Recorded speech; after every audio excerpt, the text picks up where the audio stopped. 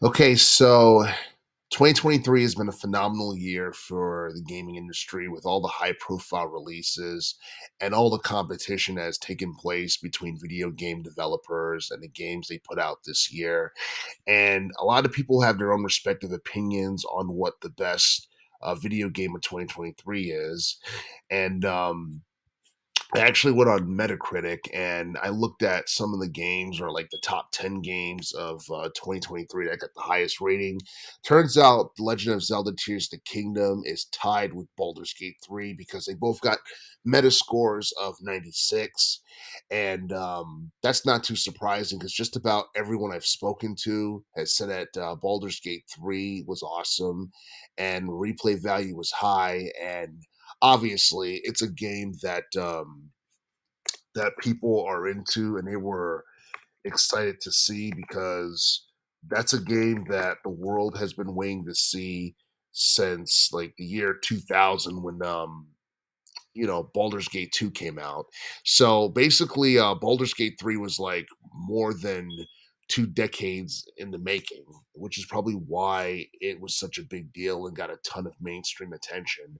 um you look at The Legend of Zelda Tears of the Kingdom, that was something that was massively hyped before its release because this is the sequel to The Legend of Zelda Breath of the Wild, which came out back in 2017.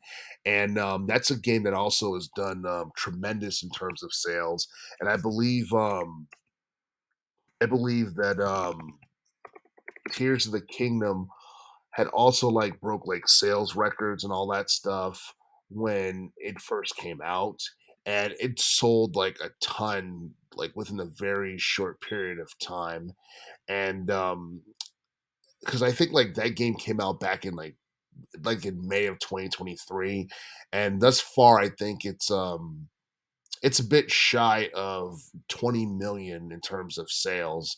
It's definitely over. It's between like 19 and 20 million in terms of sales.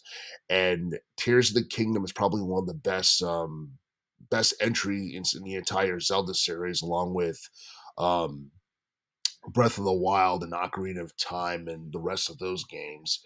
And you actually look at like the highest rated Metacritic games of 2023.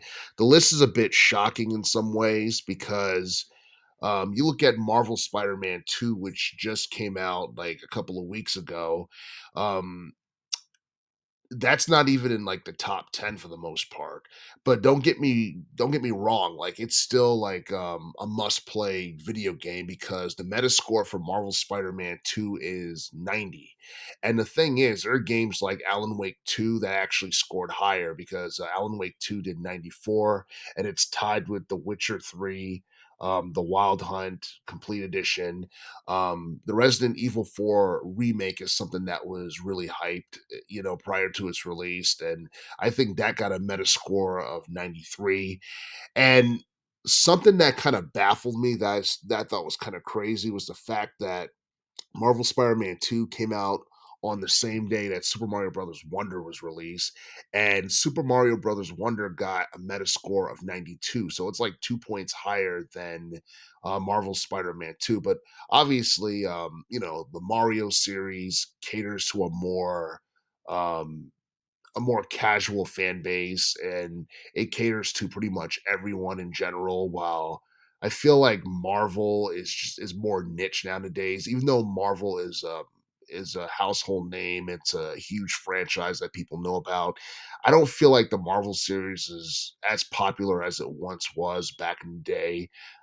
Being owned by Disney and all, but either way, Marvel Spider-Man 2 was dope. A lot of people I spoke to said that it's a lot better than the first game, and the replay value is very high.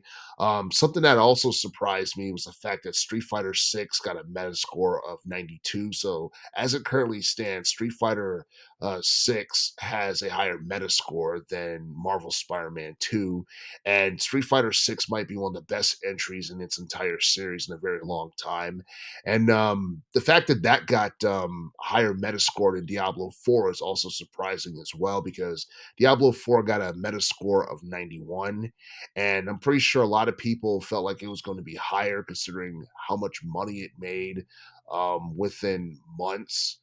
I think like at one point, like it had made like 666 like million within like a couple of months, and obviously, it's a game that is it's definitely one that it excels its successor in terms of overall success and in terms of like replay value and all that stuff. Like the look is more darker and more ominous and all that stuff. But at the same time, I do feel like Diablo 4, as popular as it is, it has been overshadowed to some extent by Baldur's Gate 3. And I do feel that like for the most part, like, despite what the meta scores for the top games of 2023 has been thus far, I do feel that everybody has their own respective opinion on what the best video game of 2023 is. And as far as like third-party video games is concerned, Baldur Gates 3 might very well be the best like video game of 2023, at least in relation to like RPGs.